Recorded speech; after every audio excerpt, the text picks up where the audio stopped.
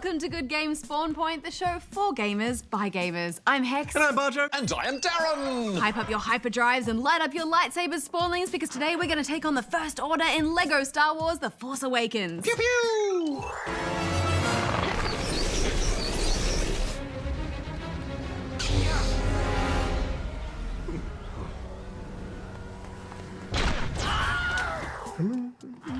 Bajo? Shh, Darren, I'm trying to use the Force to get a toasted cheese sandwich from the ABC cafeteria. Bag of cookies, almost as good. Well, also on the show, we fight against mindless machines in Heart and Slash.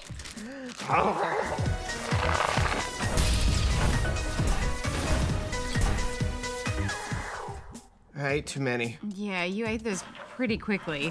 Oh, but Darren, I'm sensing that you have some gaming trivia for us. Affirmative, Hex. I do it every week at this point in the show. Well, Fire up your brain power, spawnlings. It's time for Darren's Challenge!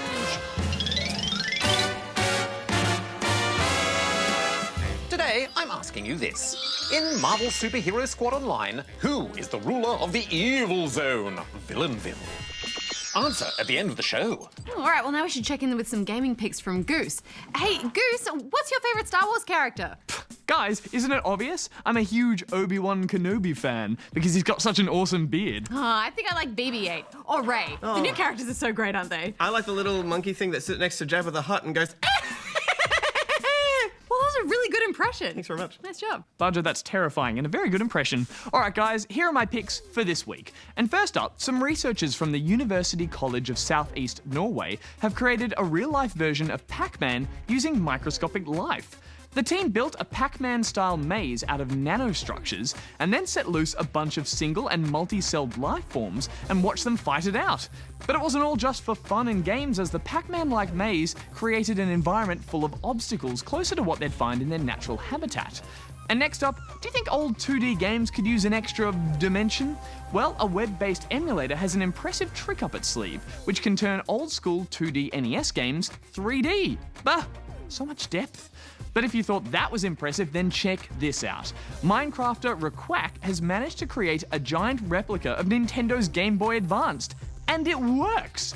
Using some combination of blocks and what can only be some form of magic, he's built a playable version of Pokemon Fire Red on the device. It even features a custom map editor.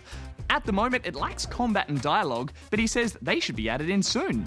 And speaking of Pokemon, entries into our Design Your Own Pokemon competition have closed. And now we're judiciously going through all of your submissions to judge the winners. So be sure to tune in next week to find out if your entry won some sweet loot. But until then, back to you guys in the studio.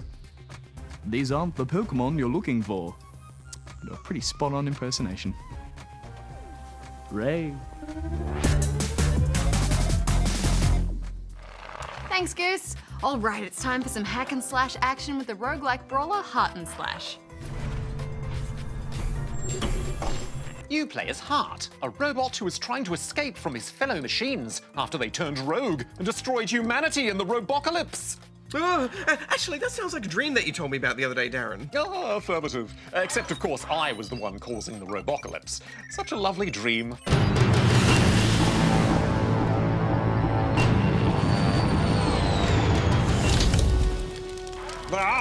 Come with me if you want to live! There wasn't a single noob left on Earth. Right, well, outside of that initial premise, there isn't a whole lot of other story going on here. This is all about fighting your way through room after randomly generated room of robots and bosses. Since this is a roguelike, you are going to get destroyed over and over again. But the key with any roguelike is how it empowers you to get further on your next run. So as you play and complete certain quests, such as destroying enough of a certain robot type, you'll unlock new equipment that has a chance of randomly spawning in. The other element of progression here is that as you destroy robots, you collect bolts, and once you've collected 10, you get a box of bolts which carry over between runs. These can be used to upgrade Heart and his equipment, but once you've been destroyed, all your upgrades will be gone. The combat is fairly classic hack and slash stuff, letting you string together combos with light and heavy attacks, while dodge and jump moves can help you avoid getting hit. There's a wide variety of weapons to find too, with each having its own set of moves. They also come with several different elemental buffs. fire, ice, and electricity, which are extra effective against specific types of robots. Oh, you can also hold 3 weapons at once and switch between them on the fly by simply holding down a shoulder button. It sounds like it has everything it needs for satisfying combat, but I really struggled to get into it. It just wasn't punchy enough and it all felt a little bit clunky and messy. For example, Heart doesn't automatically close the gap to the nearest enemy when you attack, or have any move that does that. So you often end up flailing at no one. It can be especially frustrating when you're trying to hit flying units because it can be hard to tell exactly where they are. Yeah, the action can feel a bit rough at times, but I did start to enjoy it more once I put some more time into the game and unlocked some satisfying weapons. Yeah, I mean, I just think if you're not enjoying the core of the game though, then it can be difficult to motivate yourself to run through it over and over just searching for more fun. Especially when the combat sometimes just felt straight up unfair with some of those bosses taking you out in a few hits. And honestly, that music was starting to drive me nuts.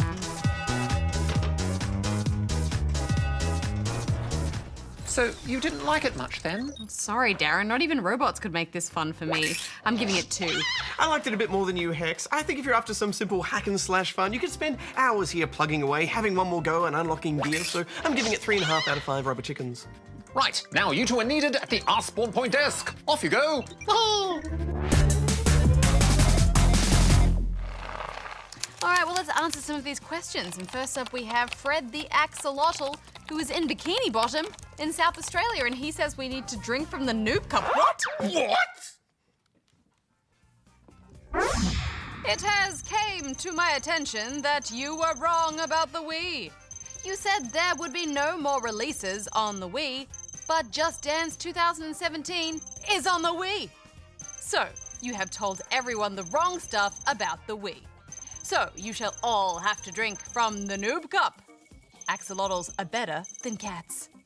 Well, Fred, I think we're going to have to agree to disagree there. Axolotls are cool, but no way are they better than cats. Yeah, no way. But as for having to drink from the Noob Cup, well, I don't think we said that there would be no more games on the Wii, just that there weren't any new ones announced. Yes, you know, we should probably get Darren on the line to watch that tape back and see what we actually said.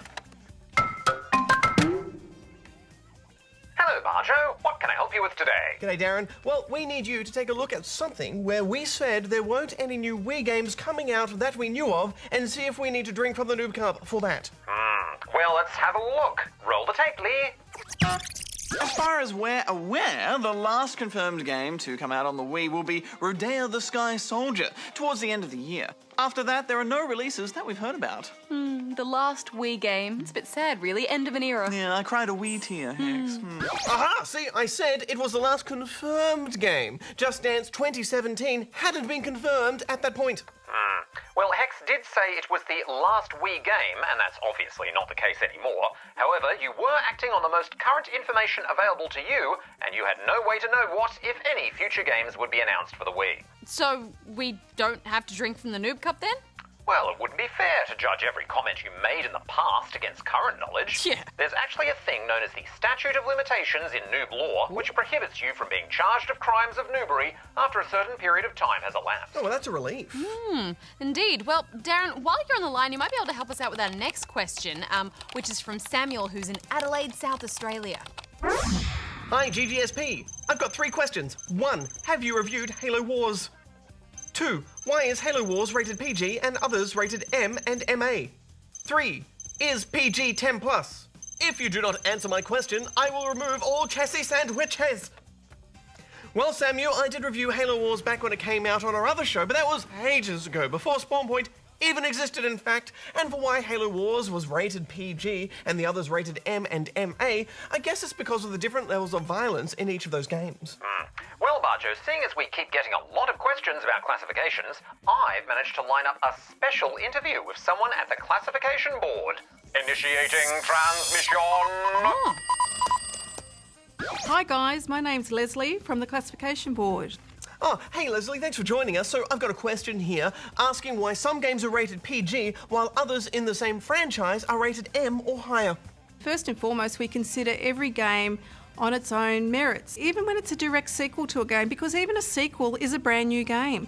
So it may be part of the gaming franchise, but clearly there's new content and there may be new stages, new characters, new weapons. So when it comes in, we don't look at what another game was classified. We look at that particular game and the content of that particular game.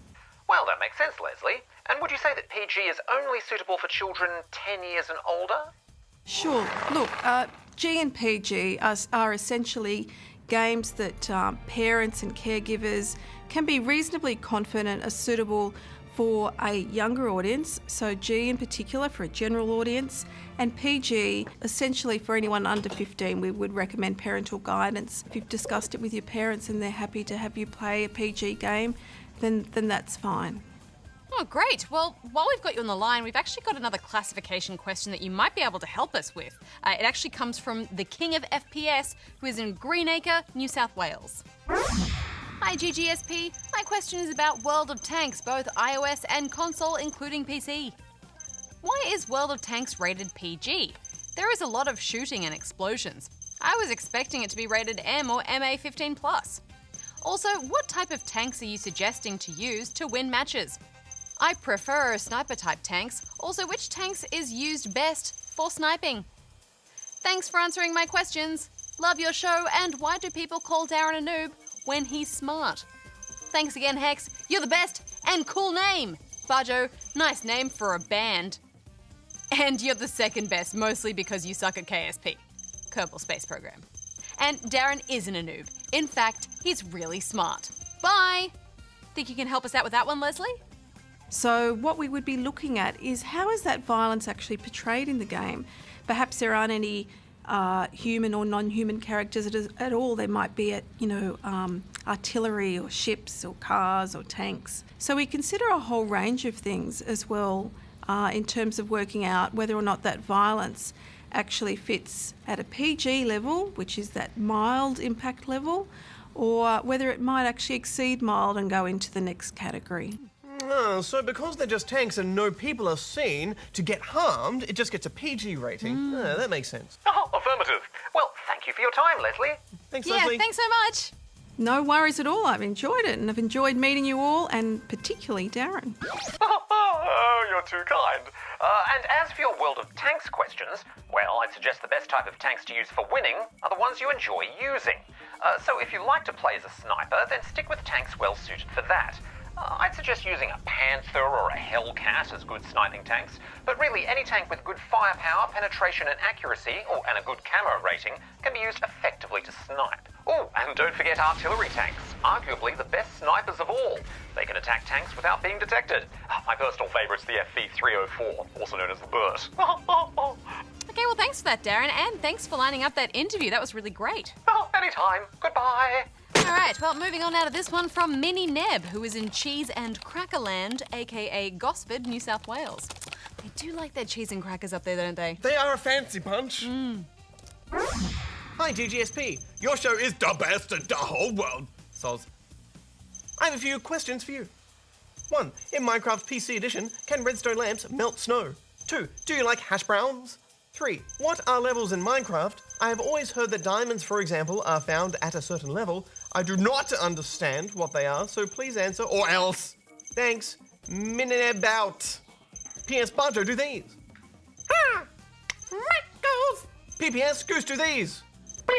Oh. P.P.S. Darren is a mega noob. P.P.P.S. Bajo, Hex, and Goose are not noobs. Well, Mineneb, let's just test that out right now. So here's some snow, and here's a redstone lamp, and we'll just power it up. And there you go. Look at that snow melt away. So yes, redstone lamps do in fact melt snow. Yes, and I like hash browns. Oh, who doesn't? Who doesn't like hash browns? Crunchy, tasty potato in my mouth. Ah! Yes, and I suppose there's two kinds of levels in Minecraft. The kind you're talking about basically refers to the altitude of the blocks, or how high or low they are. Typically, most people call them layers rather than levels, so the bottom of the world is layer 0, sea level is layer 62, and clouds are layer 127. And you can quickly tell what layer you are on by pressing the F3 key, and you'll see your XYZ coordinates here. and your height is the Y coordinate in the middle. So when people are saying diamonds are found at a specific layer, they're saying how far down you have to go to find them. And you can only find them on the lowest few layers, between layer 0 and layer 16. And then the other type of level is the one you get from gathering experience points that drop from defeated mobs. And you can use those for enchanting and with anvils. Right, well, I think we have time for just one more question, so let's go with this one from the King of D.A.R.R.E.N, who is inside D.A.R.R.E.N in South Australia. Wonder what it smells like in there. Firstly, why is Halo Games / Sean Murray pushing the release date further for No Man's Sky? Secondly, what is in the centre of the universe on No Man's Sky? And Darren and Bajo and Hex and Goose do these? Yummy! Too cool for school.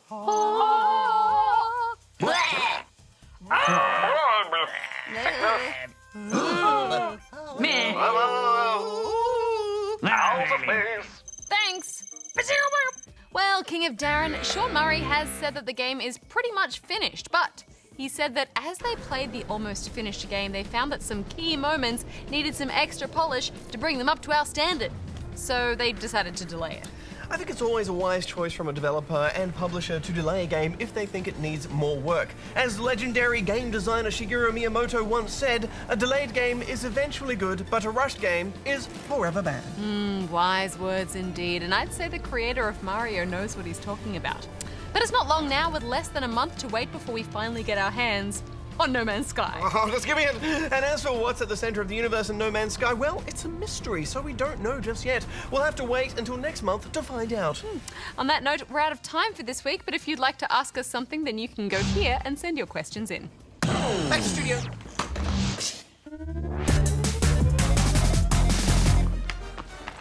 All right, Spawnlings, gather round, because it's time to go to a galaxy far, far away and fight the First Order in LEGO Star Wars The Force Awakens. Punch it, Chewie!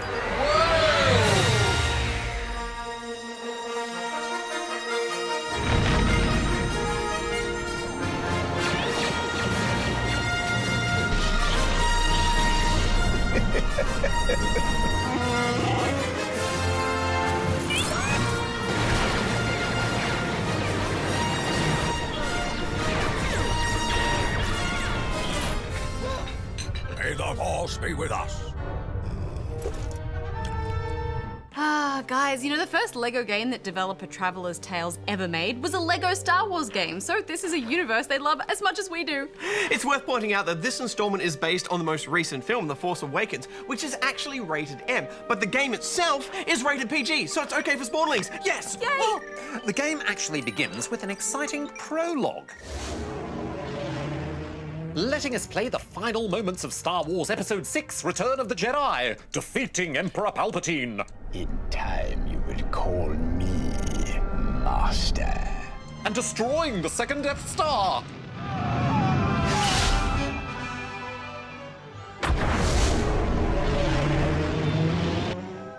Spoilers. Darren, you meant to give a spoiler warning before you actually give the spoiler. The Spawlings have had 33 years to watch it, Bajo. That's time enough. Anyway, this was so unexpected and awesome. Getting to explore Endor and play that climactic battle got me right in the mood for starting the Force Awakens story, which you will do once you return to the Rebel base and have a poke around. Yeah, you do find yourself spending heaps of time just exploring the hub levels of this game, collecting studs and finding secrets. Once you launch into the story, though, you'll play through all the main scenes and locations from the film. From the sands of Jakku as Rey and BB-8, Han Solo!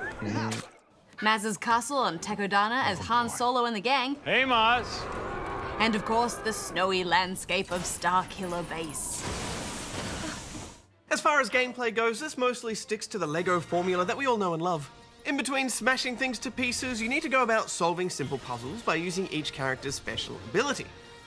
Rey can perform agility moves, Finn can use a grapple hook, droids use access panels, and characters like Kylo Ren can use the Force. Plus, of course, there is plenty of that trademark LEGO humor. Today is the end of the Republic. This fierce machine which you have built upon which we stand will bring an end to the Senate. All remaining systems will bow to the First Order!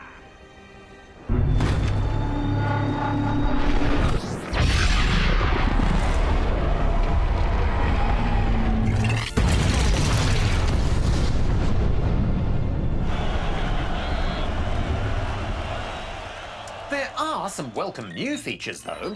Firstly, there's multi-builds. These are puzzles that require you to build multiple objects from the same pile of bricks. The trick is figuring out what you should build first, which gives you something to think about. Then there's the intensity of blaster battles. When these kick in, you're zoomed closer into the action, so you can take cover and aim at your targets. Pew pew pew pew! Oh, I loved those moments. It made it just so much more exciting than the regular combat. Plus, they also incorporate some puzzles in there too, with you needing to sometimes beat a more powerful enemy by using your hero abilities.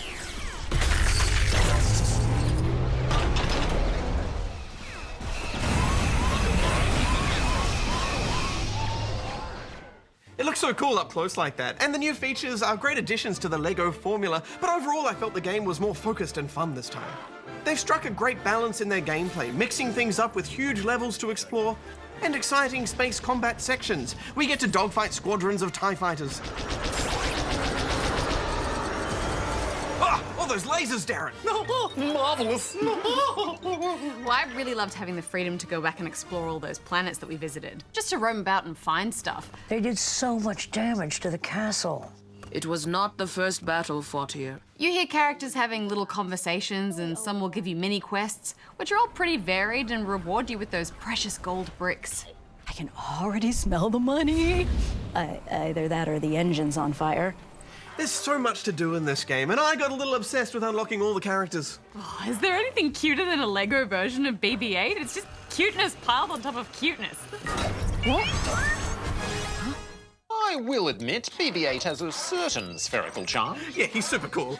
Anyway, in typical LEGO style, as you work your way through the game and amass those valuable studs, you'll get access to all sorts of fun mini vehicles, and all your favourite Star Wars characters are here. Hello, I say over there. Were you looking for me?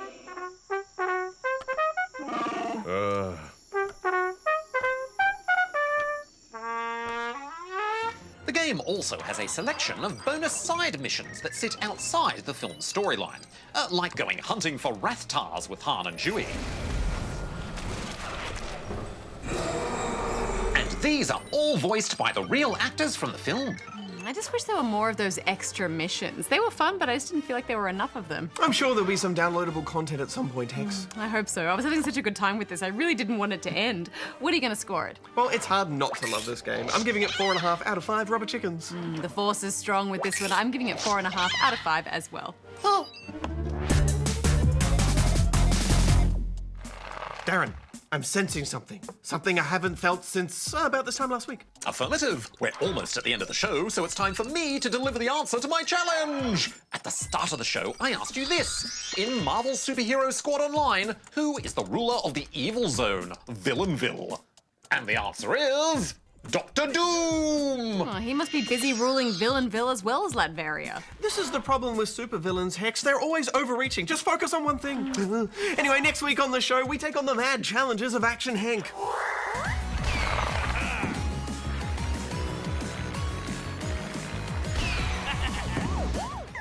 Plus, we'll look at a free-to-play game developed here in Australia from the makers of Puzzle Quest. It's Gems of War. Now, that game actually came out a little while ago, but somehow we missed it. Oh, there are just so many games getting released these days, Bajo. Yeah, which is a good thing. Well, until next time, may all your games be good ones. Hex out. Bajo out. Darren out.